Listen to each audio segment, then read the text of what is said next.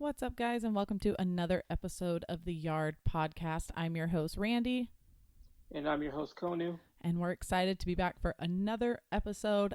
First things first, I know I'm speaking for Konu here as well, but we just want to let you guys know we appreciate everyone who has listened, left the review. If you guys could subscribe or follow the podcast, especially if you're on Apple Podcasts, hitting that subscribe button helps us a lot. And if you could leave a review, we would appreciate it.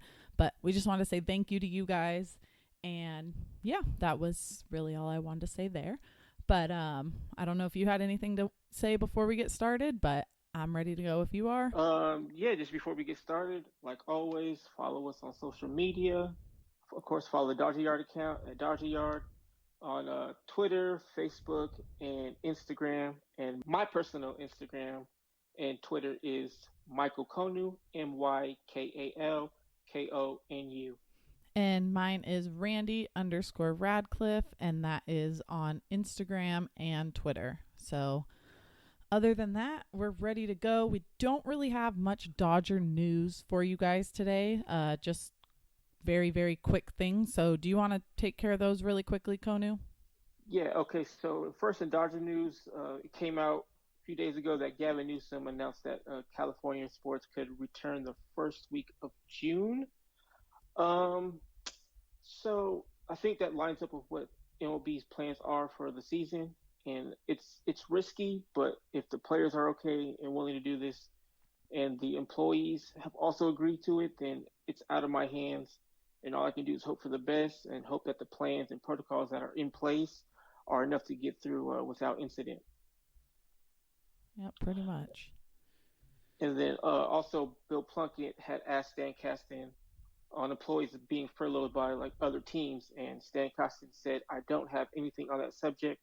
We are obviously considering what the plan is for June 1st and on."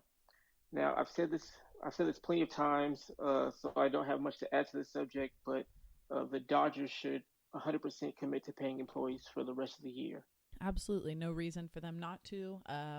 I know very few teams have committed to that. I really hope we hear from the Dodgers soon, but sounds like most of MLB will be furloughing their teams, or their employees, which is super unfortunate. At least these people will still have their benefits, which is good, but it's no pay is not good.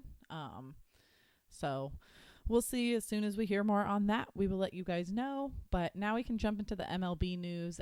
We've got a lot of it. Last week, the MLB gave their proposal to the players union, and it was pretty much touching just on the safety protocols and the health procedures that would be put in place for a season to return.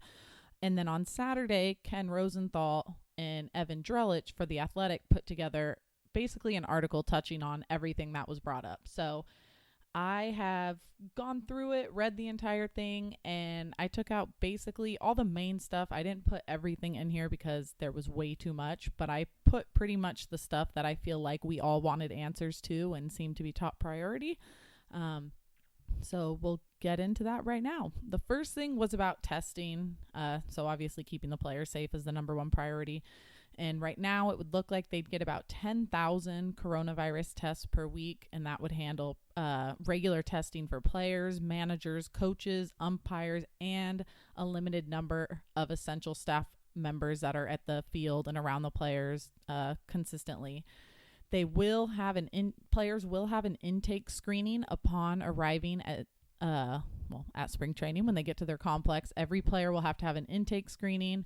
There will be multiple locations where this will happen, and it will happen at staggered times and will consist of a temperature check, and it will also include a body fluid and blood samples.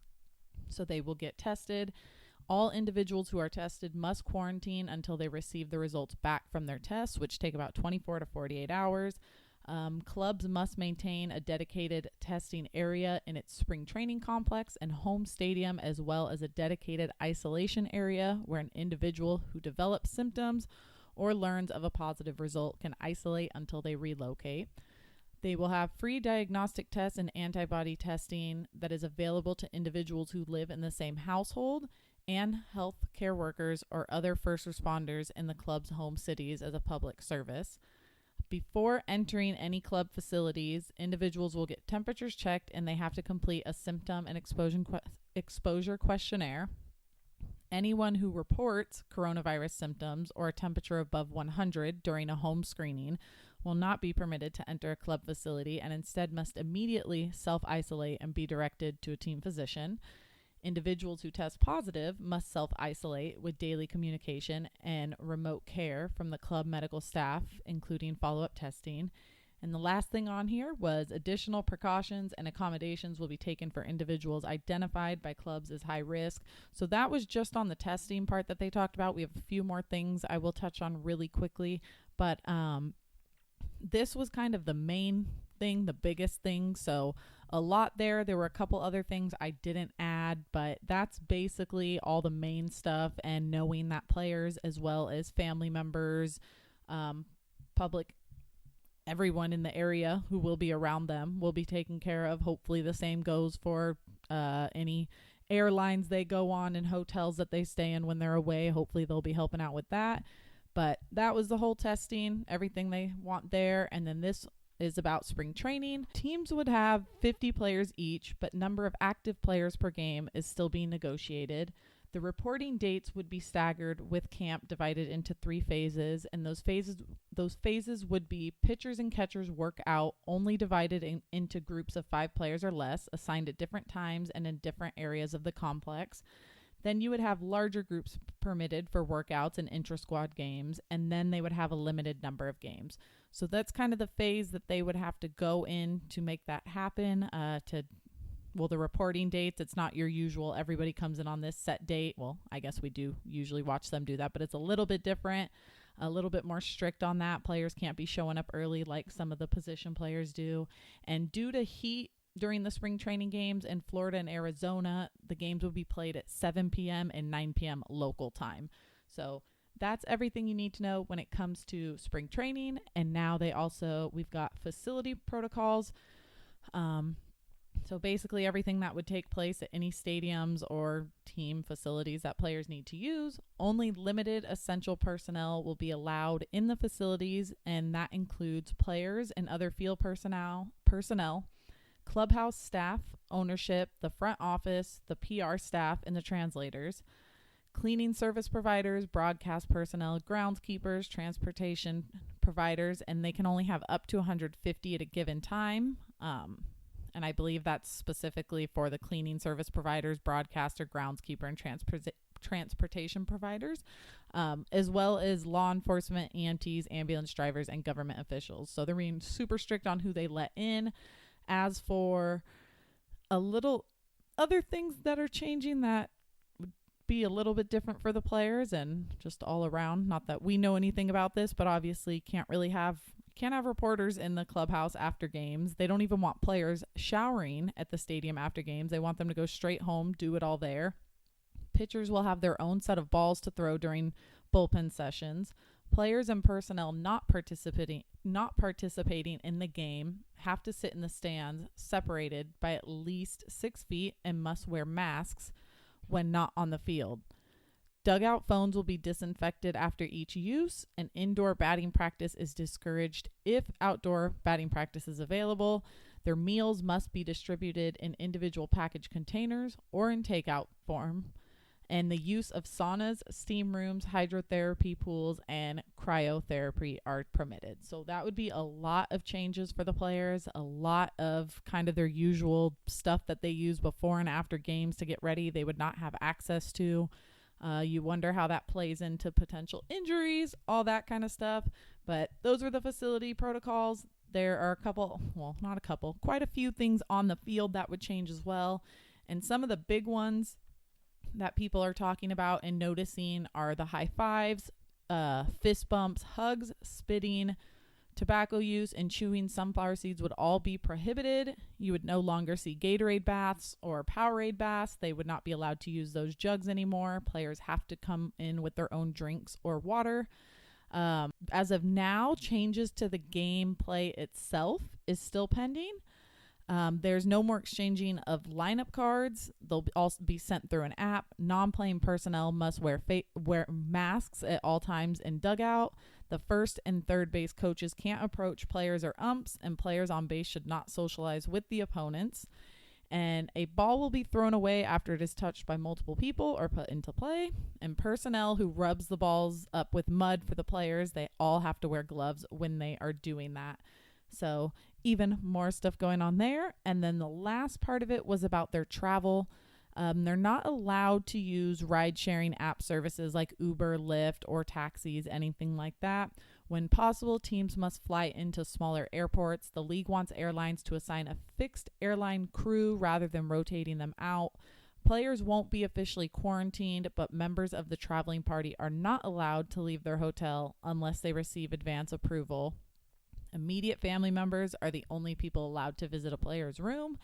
And at teams' home cities or spring training cities, players are allowed to stay where they'd like as long as they take the special precautions and safety measures to keep everybody safe.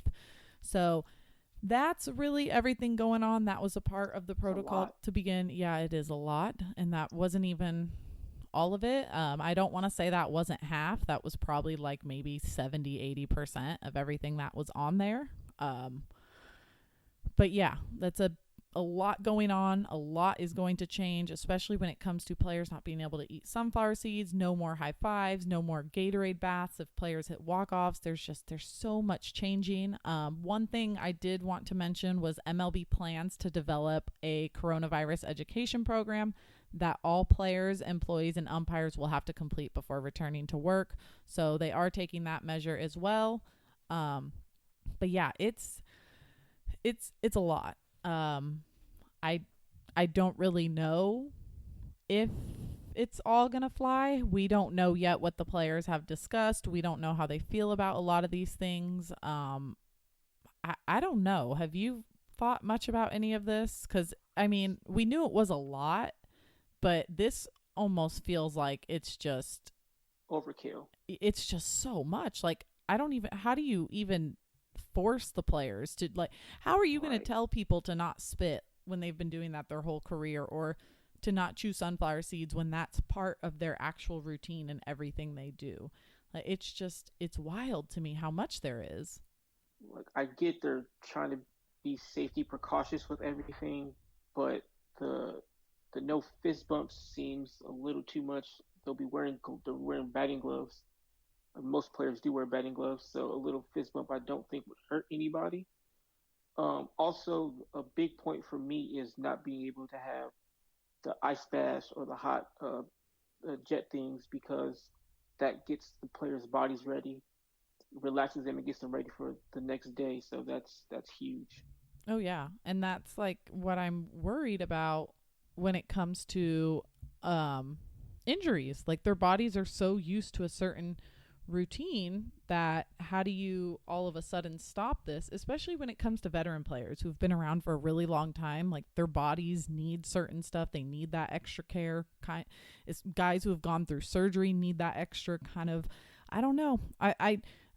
So for players like Turner, who's older, like, seems to be hurt, Pollock, who's older, always hurt. Like, they need their body to be in pristine condition for them to play. So this is going to be a big deal for them. Yeah, and a lot of people might think, well, why can't they? I mean, nobody else, like, all this stuff is new. Players didn't always have this. And yes, that's true. But when players have had this their whole career and their bodies are set to kind of, well, first of all, routine. We all know how baseball players are about routine. But when their body is used to certain mechanics and the way it heals and recovers, to take all of that away, it worries me. When it comes down to it, like I've said, and you've agreed at this part, it all comes down to the players being okay with it. Like you said, I completely understand the no fist bump things. However, I worry about how much chemistry all of this will take away, and if the players are going to suffer because of this. Obviously, you don't want people hugging, high fives. I even get a little bit more because your hand you literally use to do everything with. But like, I feel like if they want a fist bump or like do the whole elbow thing or whatever that they want, like stuff like that, maybe like if they're getting tested before every single game multiple times a day, I could see them being okay with that. Like whatever the case may be, I don't want to see a worse product on the field just so that way we can have baseball.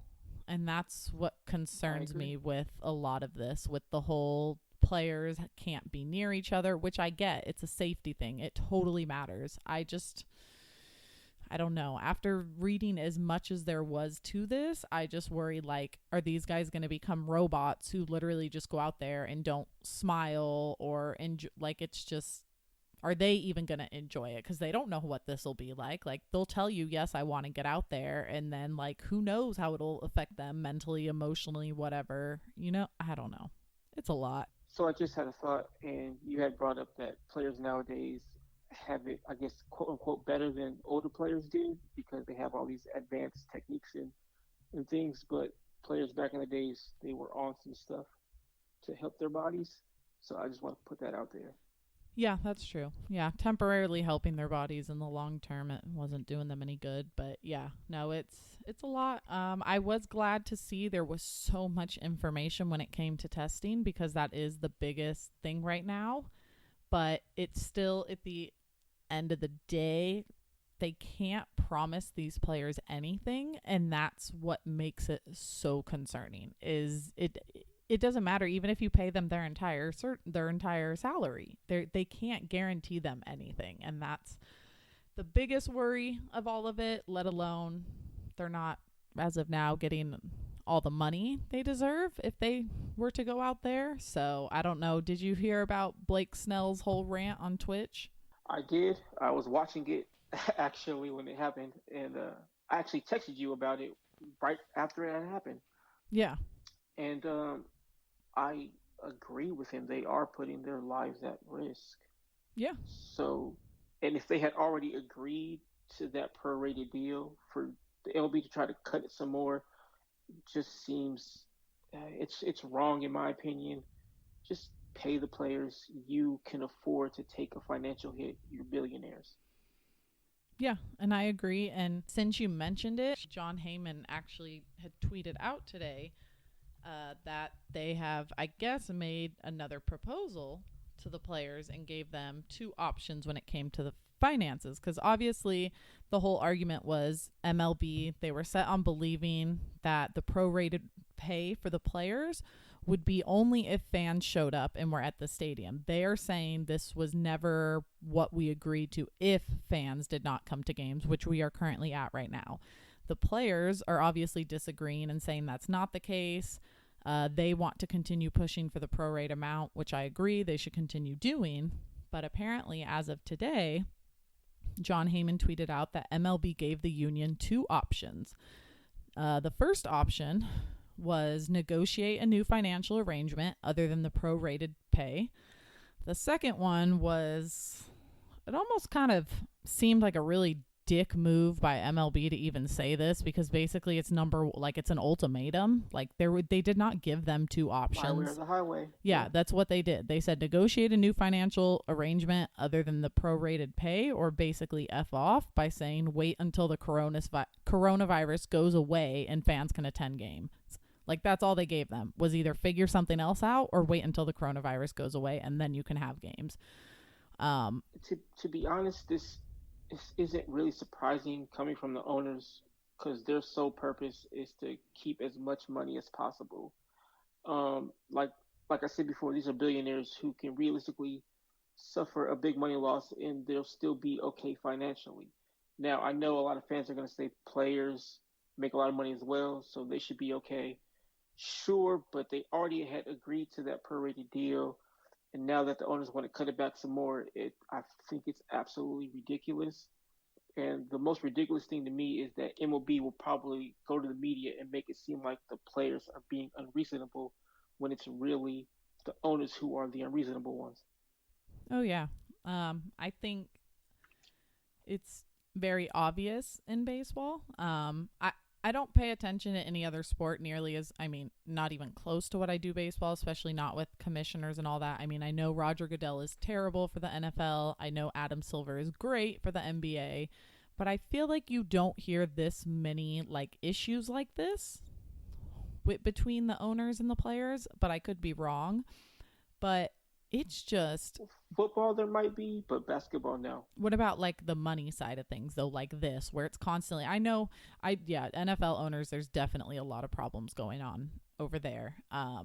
But it But feels like, somehow they always find a path to keep playing.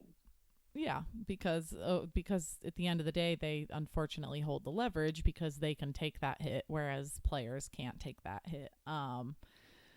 But it's just, it comes down to the billionaires don't have to show their face. They aren't the ones who are going to look like they're greedy to the I mean, they're going to look like they're greedy to the fans, but they don't have to ever see us. They don't have to talk to us. They don't have to acknowledge us. To them, it's a business. I'm sure plenty of them have pride in owning their teams, and it's something they've dreamed about since they were kids, whatever. But at the end of the day, like, they became billionaires for a reason. There's a way it didn't just happen because they were only cared about making everyone else happy. So I'm worried that they won't care how they look and they're going to put this on the players. And I'm really worried about how the fans are going to, if there's no season for whatever reason, I'm worried that there's only going to be a lot of fans who are just going to like hardcore go off on these players and blame them and say that they're the problem. They should have played. We needed them. They needed to come together. They should have done this for everyone else, not been selfish, not been greedy, when really all of those words should be said to the ownership. So I don't know. I'm worried about that for players because I don't think it's fair that they should have to deal with, I mean, they're the ones putting their life on the lines. I guarantee you these billionaires will probably show up to like maybe 5 to 10 games all season, if that. Why would they risk it when they can just watch them at home on TV?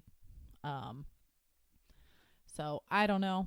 That's my thoughts on it. I'm tired of MLB constantly being problematic. They're going to continue being problematic.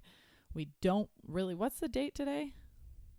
It's April. May 19th. May 19th. So what? They wanted to have like, what do we have? 2 weeks, 10 days, 15. So like 17, 18 days before they kind of have to, like, players would have to start showing up to spring training, or at least know like, hey, you're going to have spring training in a week. So the fact that they haven't even gotten past this part and talked about money yet, we'll see how that goes. But I don't know. When it comes to the money, Jesse Rogers from ESPN, he said that Manfred said if there is no season, the economic losses to ownership could be $4 billion, which is a lot. Is that a total for every owner or each? No, I think just ownership in general. Yeah, okay. I did. Yeah, I don't think. Yeah, it was ownership in general. But I mean, even then, that's not. I want to say it's not that much, but it is. They can sustain it. It's not. Yeah, like I don't want to sit here and be like, oh, that's not a lot of money. It is. But you also have to look like the revenue for the 2019 season alone was $10.7 billion. That's one season. So, like, yes, they're taking a $4 billion loss if they don't play this year, but those players made them $10.7 billion last year. At the end of the day, people keep saying you can replace the players. There's always a minor leaguer who's willing to take a spot. I don't agree with that thought. I don't think it is a good idea. You're going to change the game. You're going to dilute the game with players who aren't ready to play. You're not going to see the best product on the field. You're also going to show loyalty as an organization and a club, that your loyalty lies with money and ownership and not doing what's best for your players and their development. So this whole thing could get very messy. It already is, but it's after Blake Snell and Bryce Harper. I mean, you have Bryce Harper speaking out, top name in baseball. Blake Snell has been very open about what he's had to say. So I don't know. It feels like it's at that tipping point that it's either going to go the way we want it to, or this could get really bad and MLB is going to look like more of a shit show than they already do to a lot of people. You had brought up an interesting point about the minor leaguers like kind of taking over and playing instead of like the major leaguers, because I had a similar thought that the owners would try to get the minor leaguers to play instead of the major leaguers. Kind of like a, I don't know if you've seen the movie The Replacements. It's a football movie with Keanu Reeves, but it's kind of like a similar situation. They didn't want to pay the players, so they had replacements come play instead, and I can kind of see owners kind of go that route if they wanted to, because the minor league players just want to play, so Well, anything could happen. well, and not just that. You made me think of something else when you said that. Think about how much cheaper, let's say, Josiah Gray would be over, I don't know, someone like Clayton Kershaw, Alex Wood, David Price. It gets a little different there. Ownership's gonna go, okay, fine. You don't want to play? That's fine. I'll bring in the guy that's gonna cost me $600,000, and if we Right. prorate it, now he's only $300,000. And oh, you mean the player that I was supposed to pay $30 million now doesn't? I don't have to pay anything. Like that's a huge win in the owner's books. Um, 100%. and so I actually didn't even think about that far until we started talking about it. But that actually worries me because the guys who are set with money may say, I don't want to play. And ownership may go, well, you know what? We've got enough young guys who want that year of service. So, you know what? We're going to give it to them. And it, yeah, I don't know. It just, I feel like the more we talk about it and the more we kind of deep dive into it, the uglier it gets. Yeah. um, but yeah, I don't know. We could talk about this all day. I have so many.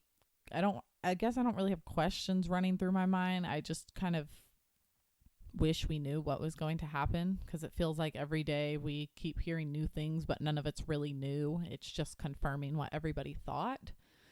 Um, and granted, I enjoy having baseball something around, but I don't know if I'm really enjoying this constant, like, not knowing what's going to happen and just kind of every day going with it instead of just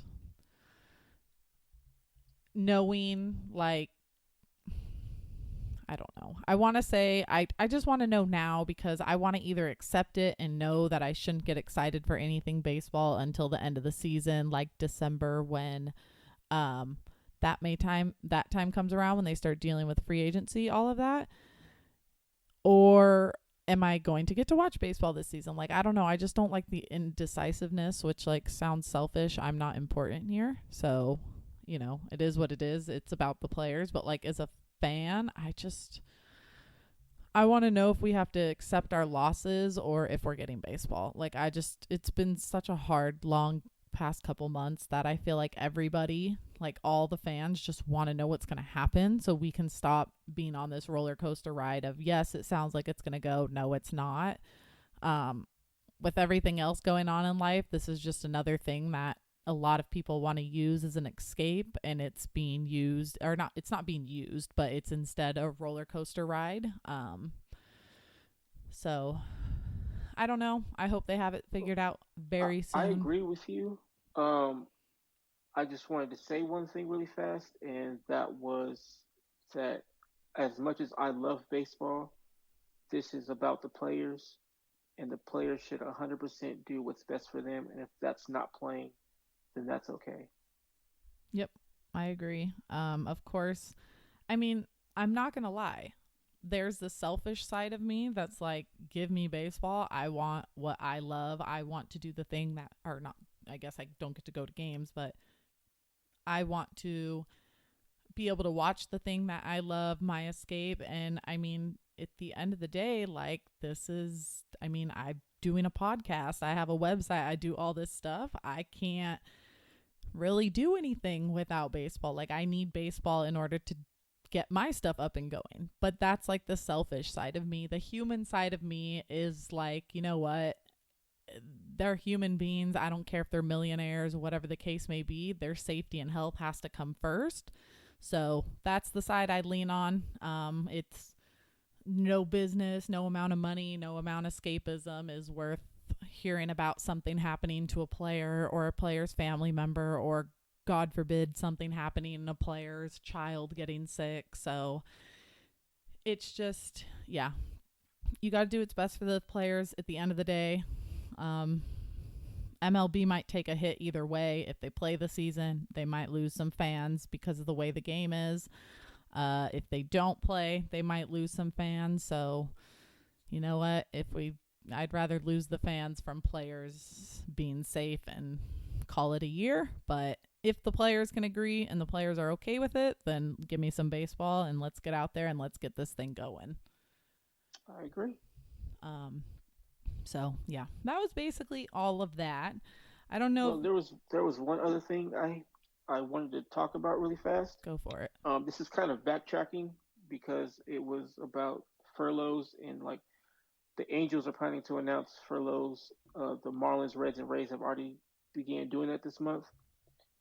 So like when I saw that, and then I looked at the comments, we're seeing people in the comments being super sarcastic, saying things like, "I hope Blake Snell, gets his money. That's all I care about," or at least Mike Trout and Bryce Harper have enough money to scrape by. It's not on these players to pay for the employees. That responsibility belongs to the owners. It belongs to the billionaires. These players put their body and mental strength on the line every day to play this game that they love to entertain us fans. While billionaires, they just sit back and make billions of dollars off these players. So the fans that are on the owner's side, I don't understand you. And if you are on the owner's side, can you please explain to me why? You can come to my Twitter, that's fine, at Michael Konu, and we can have a discussion because I'm genuinely curious as to why you're on the owner's side. Yeah, I see a lot of it too. I mean, I can't speak for anybody, but to me, I would think that those fans are your fans who view it as a sport and they view them as athletes, and that's kind of just all they see them as. I would imagine the people that feel that way don't necessarily humanize the players. And I'm not going to say that's right or wrong. That's kind of what it feels like is the people who don't really treat them like human beings seem to be the one on the owner's side. But you know what? To each their own. Everyone can be a fan the way they want to be. I'm just glad that we are not in charge and that there's a lot of health professionals working on this. And hopefully whatever doctors are involved with this are not somehow, I don't want to say like getting paid off. I don't think MLB's paying off anybody, but I hope they're doing what's best for the players and not doing what is best for MLB and telling MLB like, yeah, it shouldn't be a big deal, and just kind of blowing past it. So we shall see. Once we have more on that, we'll let you guys know. Hopefully there will be some more information, like whether or not all of this was approved, and then they moved on to talking about money. Because apparently there's still no I feel like maybe we knew this, but there's still no formal proposal from MLB about a 50-50 revenue split. But the players, I mean, it's already been talked about publicly, and the players have already said that's a no-go. It's a no-starter for them.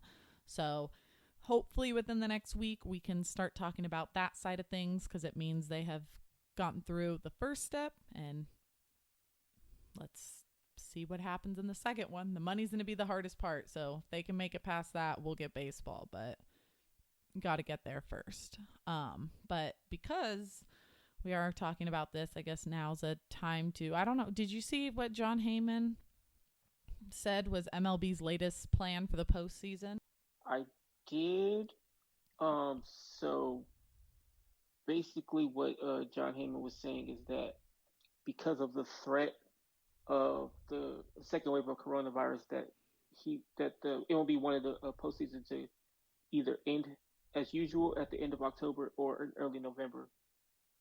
Yeah, which initially they were thinking like Thanksgiving or even freaking mid-December, postseason. So Now that there's lots of talks about a second wave of coronavirus, they don't want that to happen, because imagine the disaster if you play the regular season games and then have to cancel postseason, especially when a lot of the money is in postseason games. And it's like, imagine putting players through that risk, and then they just don't even get to participate in the postseason. I know every team won't have that opportunity, and teams like probably the Orioles and Royals and teams like that are probably like, you know what, that's fine, we just don't have to play at all then. But yeah, I can only imagine the disaster it would be if that happens. That sounds pretty bad.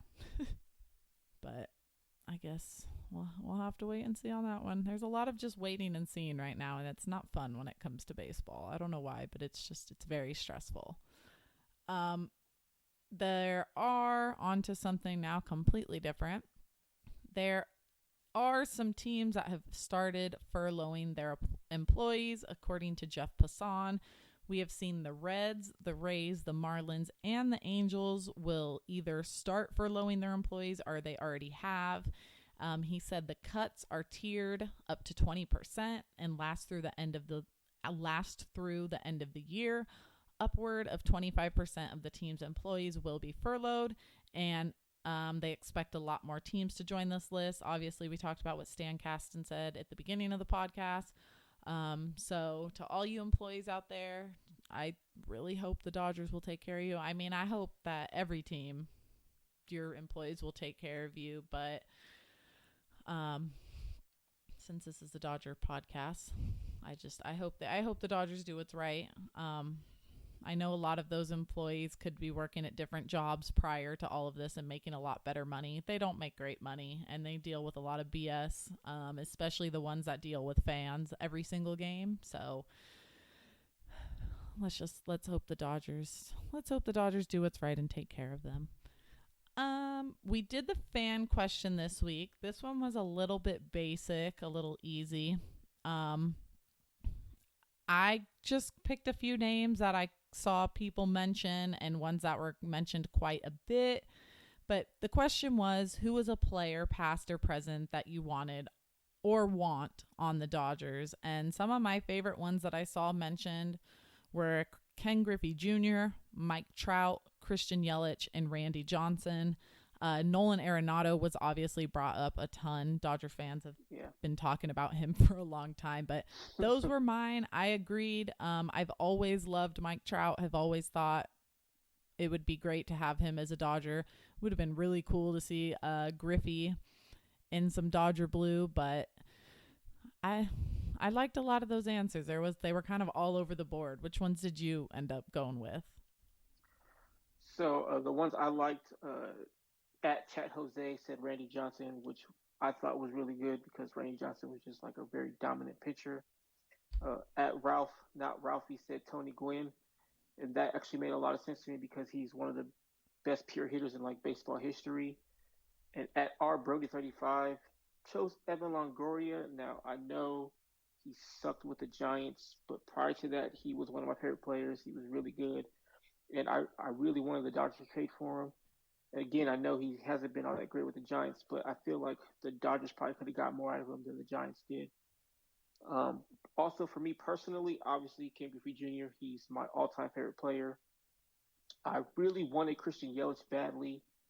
I was ready to part with anyone that wasn't Bellinger or Buehler for Christian Yelich. Didn't matter who it was, they could go because I wanted him that bad. And also Ichiro, because he's also one of my favorite players. And he was just so good at everything. And like from 2001 to either like 10 or 11, he had over 200 hits every season, and he was just great. Yeah, that Yelich one is a little bit of a that one is a little bit of a dagger for me. I met him at an event at the end of 2018. And so it was right after he won MVP, and I actually told him, like, hey, like, are you ever going to come home? Like, Dodger fans love you. We'd love to have you out in the outfield. And he actually, like, smiled and was like, you know what, maybe one day. And I was thinking, like, cool, maybe Yelich wants to come home. Maybe once his contract is done, he won't stay with the Brewers, whatever happens, maybe he'll end up here. So that one kind of sucked for me when he signed that, because I was like, oh, okay, you were probably just telling me what I wanted to hear. But I thought like maybe you really did want to come back home, but I guess not. So that one sucks. But yeah, I liked. mean, there's a possibility that he did, but at the end of the day, players can't really turn down that guaranteed years in money just in case something happens. Yeah, that's Like if true. there's I an don't injury, blame him. they'll still get that money. Yeah, that's a good point. I don't blame him. He seems to enjoy it there, and you know what? They have the rest of their lives to live at home and do whatever they want, and he gets to play in Dodger Stadium as a Brewer every year. So good for him. He got his money. Yeah. But yeah, no, I like doing the fan questions. This one was a little bit of last minute, which was my fault, so we didn't get too deep into it. But I like the fan interaction on these things, and I like hearing what fans have to say. Because I obviously only have my opinion on a lot of things, and then I like other fans will bring stuff up, like players like this or whatever the case may be, and you start to kind of think like even more outside the box. So I've had a lot of fun with that. I'll have to come up with another one because I don't think we're not at the mailbox yet. That's not next week. I think it's the following week we're doing a mailbox, right? Yeah. Okay, which is good because by then we should have an answer on what's going on in 2 more weeks, and we'll have plenty to ask. But that's basically it. As always, I have my kind of just positive podcast moment we do at the end just to talk about all the great things going on. I'm sure that I missed quite a bit, but this week I did see a couple things on Mookie Betts. He donated personal protective equipment to the TriStar Centennial Hospital in Nashville, Tennessee, which is his hometown. And he also surprised shoppers at a grocery store in Tennessee by buying their groceries. And he also bought the staff's pizza who were all working at the grocery store. So good guy, Mookie Betts, doing what he always does. We heard about him doing a lot of that kind of stuff when he was in Boston. He was always very quiet about it, never wanted the media to know, but when you're that big of a player, they find out where you are and they follow you. And to be honest, I'm glad they do, because it's right now seeing stuff like that, it's what we need. Yeah, it's nice to see that there are people out there helping, especially the people who can afford to help. So yeah, but that Do you remember at the end of a World Series game when he bought the pizza to the homeless? Yeah, he did bring food to the homeless after a game. I think it was like 1 a.m. or something. I just don't remember what the food was. I almost want to say he took a bunch of leftovers from whatever was at the stadium. Yeah. But and he just at 1 a.m. didn't tell anyone he was doing it. Of course, people found out. But he's a great guy. I am really, really hoping maybe for once as a Dodger fan, things can work out for us. And he ends up being a Dodger for a very long time, because you know what, that is really going to be a bummer if we need one season out of him. I really can't think that we made those trades for one pretty good prospect, and then of course an everyday player in Verdugo. So we'll see what happens there, but please, Mookie. Yeah, I mean they took a risk, but I know a lot of fans aren't going to like this, but it was a risk that was worth taking. It was unfortunate what had happened with all this, but at the end of the day, they made the right decision. I mean, hindsight is 20/20. They did what every single fan has been yelling at them to do for years. I don't think there was anyone who thought this trade was bad unless you were a big Verdugo supporter. Like, even me, a lot of those. Yeah, and even me, I was like, the thing is I have learned how to kind of separate my emotions from what's reasonable and what's not. So it's like I'm bummed, and there's the part of me that's sad because I enjoyed Verdugo as a player, but like the baseball side of me is totally like, I 100% understand why they did this. I know why they did it. They had to do it after losing in the first round of the postseason, and the fan base is constantly on them. I mean, they lost out on Rendon, they lost out on Cole, so they had a lot of pressure on them. I don't blame them. It's just really awful timing when you think about it. Yeah. I It's like, don't consider them losing out on Rendon though. yeah, I guess we really didn't even have a shot. And to be honest, I'm glad that didn't work I don't out. know. He was a weird cat. Yeah, I've heard. That whatever Yeah. he said was it didn't sit right with me. Like I don't know what you mean, Oh, but the the Hollywood. Hollywood lifestyle, whatever he said. Yeah.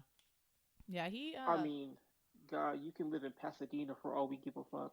Excuse my language. For all we care, um, you don't have to live in Hollywood or Los Angeles. But yeah, it was by all a means, I mean, I feel like if any regular person said that, you'd be like, "Okay, I don't care," but it's like I think Dodger fans and especially actual like Angelinos are really tired of everyone just saying, and I'm not an Angelino, so I'm not speaking for them. I just feel like I've heard a lot of them talk like I think they're tired of everyone thinking Hollywood is LA. Like LA, that's not what Hollywood is. yes. That's a very small part of LA.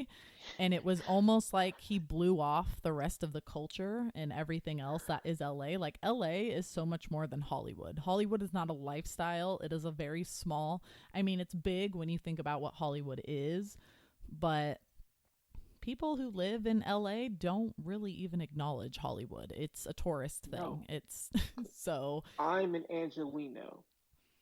I was raised there, so like I do get passionate about this when people just talk crap about Los Angeles all the time, and it comes from people who don't live there or they come there for the wrong reasons.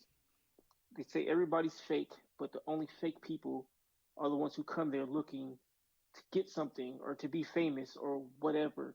Real Los Angeles, some of the realest people I've ever met in my life. So dope. I love Los Angeles. That's all I have to say, honestly.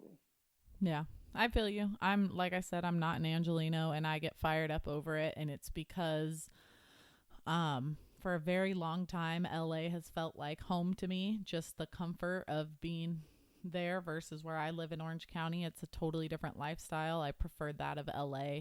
Makes me more comfortable and then over the last few years, I've really cemented some friendships with people who were born and raised there and it's crazy just how different the people are and I may not live there. I never have. I wasn't born. None of that. I spend probably 90% of my time there because of the Dodgers. But I definitely treat that and defend it like my home because I think the people there and the culture there is so great that it just bugs me as someone who spends a lot of time there and has love for that city that people are willing to talk down on it. So that whole Hollywood lifestyle thing, it did bug me. I do have the shirt that RotoWear made. They sent that to me, so shout out to them. I do love that shirt because I think it's funny. I've loved that the fan base has basically taken it and kind of just turned it into this whole thing. Like instead of just getting mad at him, people got upset with him as they should, but instead of the fan base like holding on to it, they've turned it into this whole thing, and I kind of love it. And So I don't want people to think that I'm just coming at Arenado. I mean, not Arenado, but Rendon, just for saying that because he blew the Dodgers off. I do this with regular people on a daily basis. I do not like when you come at my people like that it's because we are not like that. I'm just gonna stop before it gets too crazy in here. So yeah, no, I've always said the people who don't like LA, you either love it or hate it. The people who don't like it, they can't usually handle the type of lifestyle it is. It's also much more accepting, and it's a different world out there. I love it. I would love to live there one day. I just think it's a great place. So sucks for Anthony Rendon. You know what? I don't care. Good for him. Hope he's happy. He's playing for a team that won't get him very far, probably ever in his career. So who knows? They might get better. We'll see. Or maybe we won't. that'd be But okay. with Ohtani, But they need to get some pitching. But I don't know what Artie Moreno was doing botching that trade with Stripling. that, but also they really, honestly, should have signed Hyunjin Ryu. Mm-hmm. That or Bumgarner. I didn't understand that at all. That too. Yeah. Although Bumgarner probably wanted to hit, so that was probably never going to happen. But Yeah, I don't know what happened there. They have the offense. They just, that pitching is atrocious. So I hope he enjoys his time there. Um, I'm very happy with our third baseman, Justin Turner. And you know what? If we got him, we probably wouldn't have gotten Mookie Betts. And I definitely like Mookie Betts a lot more than Anthony Rendon. So I'm okay with it. Everything worked out in the end. Only if we get to see Mookie Betts play actual baseball for the Dodgers. Yeah. I'd like to think that no matter what happens, he will at least give us a year. And I'm feeling pretty confident on my thought process of players not wanting to take large contracts going into the 2021 season because the money will not be as good as it usually is. So I don't want to sound like an asshole and say I hope Mookie doesn't get that money and so he just takes 1 year. I mean, I hope he gets like $40 million for that 1 year. He deserves to get his money. I hope it works out in our advantage for once. For once, it'd be great for things to work out for us. For once. Pretty please. Yeah. So, but you know what? That's it for this week. Yeah. I was gonna say, I don't know what I was going to say, but I was thinking we got so into it all of a sudden. I was thinking it was baseball season. I was going to say see you guys tomorrow. I totally went back to my vlog days. That was bad. But anyways, thank you guys for listening. As always, make sure to check us out on social media. We are at Dodger Yard. On Facebook, it is Dodger Yard 2019. And you can also find us on YouTube. We are currently doing a series that is scorekeeping with the LA Dodger dog. He teaches you how to scorekeep. So check that out. Don't forget to review and rate the podcast and hit that subscribe button. And as always, we appreciate you guys and we hope you have a great night or day whenever you listen to this and have a great rest of your week. And we'll catch y'all later.